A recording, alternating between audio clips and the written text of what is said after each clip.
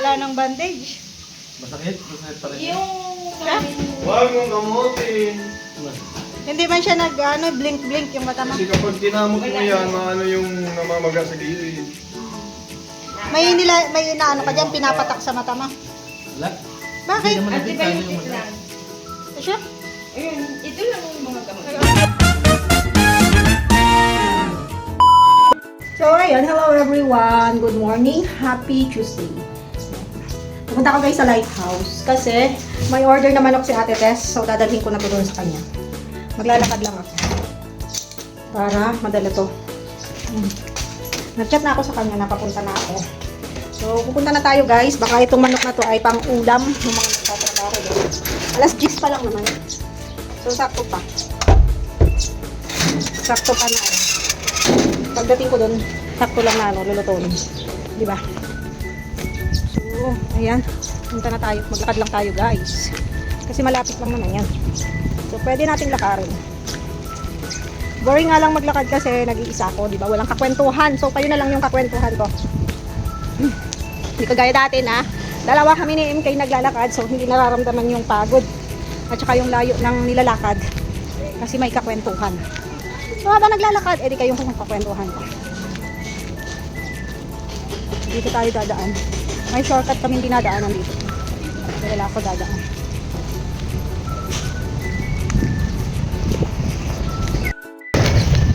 Ayan, tapos kukuha rin pala ako ng pabango dun guys. Kasi mayroong order sa akin na pabango. So ayun, kukuha ako. Then magla-live selling na rin tayo dun ng pabango. Kasi ang pabango niyan sa lighthouse na kay Ate Tess. Eh, malapit na matapos na guys. Ganito. Second floor siya. Ganda na niya. Kita na yung forma. Medyo matagal-tagal din ginawa ang bahay niya. Ayan. Lagi namin dinadaan.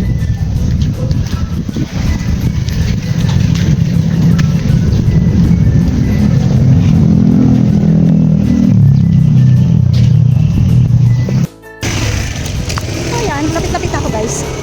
Biglang uminit. Tapos hindi naman ako nagdala ng payong. Kanina kasi pag-alis ko sa bahay, wala namang init. So, hindi ako nagdala ng payong. Tapos yung sombrero ko, hindi ko rin nadala. Kaya yan. Magtiyaga tayong maglakad sa initan. Kasi yun ay kasalanan ko.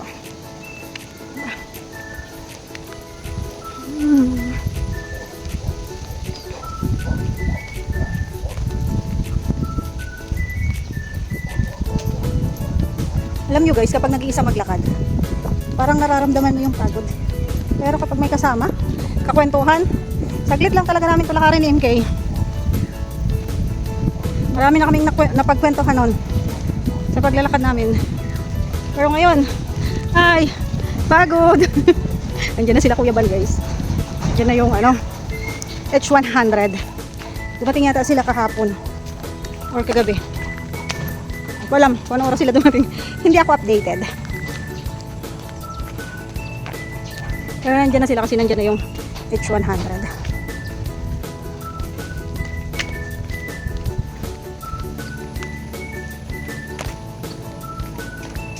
Yung manok ay frozen.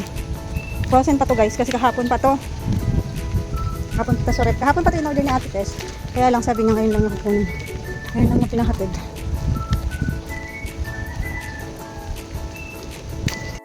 Oo, dadalhan kita ng ulam. Wow! May man lang na good morning kay Asit. Good morning! John! Si Asit. Ang sipag ni John, nagluluto. Akala ko sa'yo mag-good morning ay.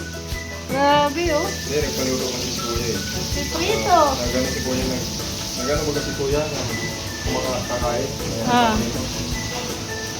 Yung ano dyan, ilagay natin sa... Ano ang gagawin dito, te? Dito, ikalahati, ilagay dito sa sa... Ano Roda? one. Ano, buhay ka pa? Suka. Ha? Patay na? Humihinga ka pa? Martin, hindi ka kumain. Tingnan daw. Ayun o, yung... Bayo nga. Ayos na oh. Wala nang wala nang bandage. Masakit? Masakit pa rin. Huwag mong gamutin. Hindi man siya blink-blink yung mata mo. Kasi kapag ginamot mo yan, maano yung namamaga sa gilid. may inaano ka dyan, pinapatak sa mata mo. Wala. Bakit? Hindi naman napitan yung Antibiotic mata. lang. Siya? Ayun, ito lang yung mga gamot. Nag-antibiotic lang siya? Oo. Ayun, pang sakit, sa sakit. 5,000. 5,000 ang. Pero ano punta mo sa ano? Saan? Sa padalahan. May papa-increase ako. Lunes. Ay, hindi. Lunes. Ano ba ngayon? Martes na. Martes na pala. Baka Friday. Friday. Oo. Ganun mo ulit ay hindi. Ay, mga idol. Sige na. So, ayan guys, maghihiwa muna ako ng kalabasa. Ito yung gugulayin natin ngayon. Sabi ni Ate Tess, ihalo daw namin to sa manok. Kaso ay hindi naman pumabagay to sa manok. So, igigisa ko na lang to. Tapos nagpiprito naman ng isda si John. So, yun na lang. Ginisang gulay, tapos isda. So, ayos na yun guys. Partner-partner na yun talaga.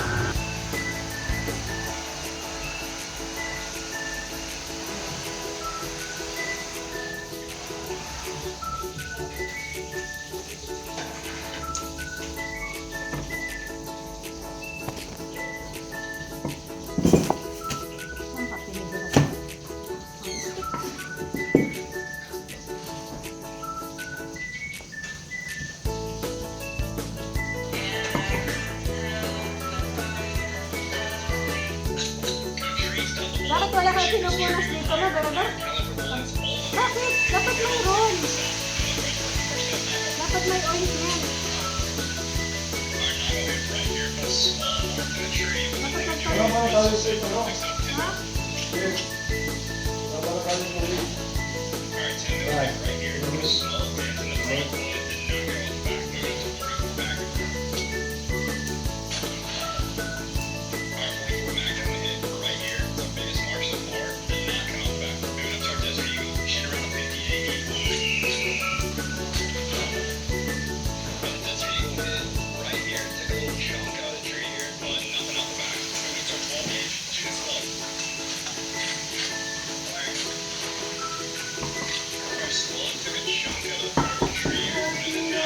Saka kumuha mo eh. Ayun, sa Paliman Market. Ano lang ba talaga?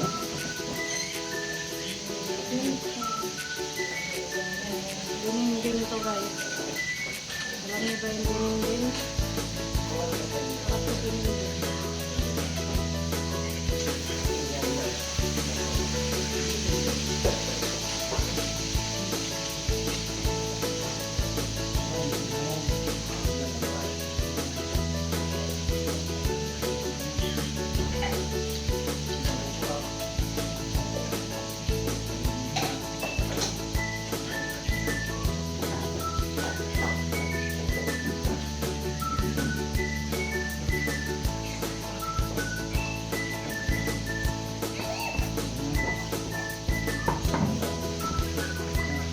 Yung linisang kalabasa. Saing na ako.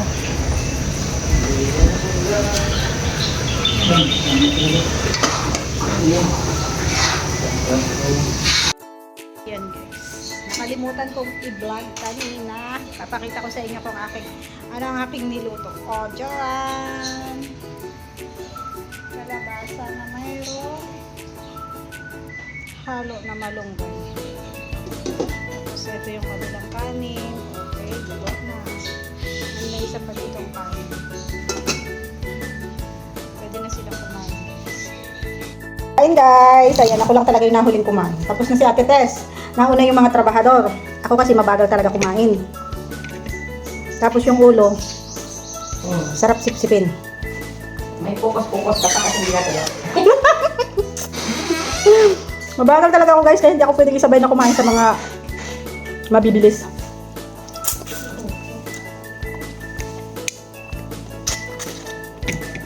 Malis na sila, may lakad yata sila kuya ngayon.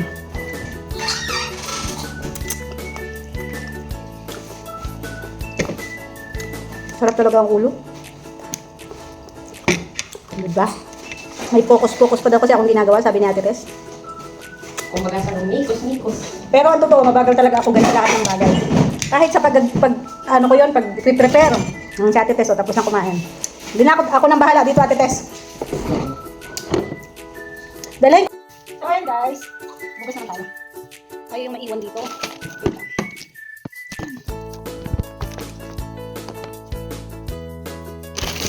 Yan, tayo maiwan lang guys dito. Tayo maiwan. Guys, may isa sila. Malakad na sila. So, dito tayo sa mga pinagkatinan.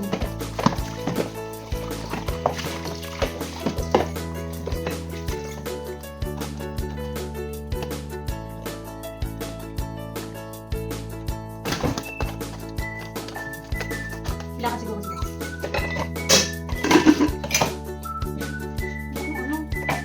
Paglalagyan ito ah.